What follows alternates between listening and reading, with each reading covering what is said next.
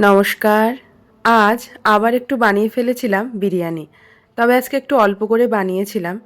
কারণ বাড়িতে তেমন কেউ ছিল না। আমি, আমার বর আর ননদের মেয়ে। ভাবলাম যে একটু বিরিয়ানি বানাই।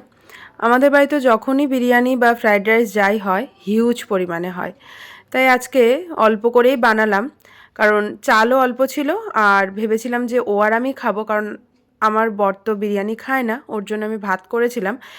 আর বড় ঠাকুরের পুজো ছিল, শনিবার ছিল, বৃহস্পতিবার ছিল, এই কারণে ২-৩ দিন ধরে নিরামিষ খাওয়ার পরে আমারও একটু মাংস খেতে ইচ্ছা করছিল।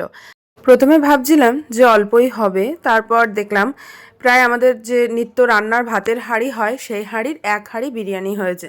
তো ঠিক আছে, ওরাও সন্ধেবেলা কি বিকালবেলা চলে আসবে, রাত্রে সবাই খাওয়া দাওয়া করবে।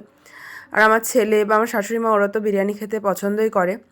রান্নাবান্না কিন্তু খুব সুন্দর হয়েছিল। অন্য দিনের তুলনায় আজকের বিরিয়ানির ভাতটা সত্যি খুব ভালো লাগছিল। কারণ অল্প জিনিস দেখবে রান্না করলে ভালোই হয়। আর মাংসটা তো দুর্দান্ত হয়েছিল। সব রান্নাই কিন্তু আমি উনুনে বসিয়ে করেছি। আমি ভাতটা স্টিমেও বসিয়েছি উনুনে। আর উনুনের রান্না তো আলাদাই হয়। তো যাই হোক, খাওয়া দাওয়া করে নিই। তোমরা সবাই ভালো থেকো। টাটা।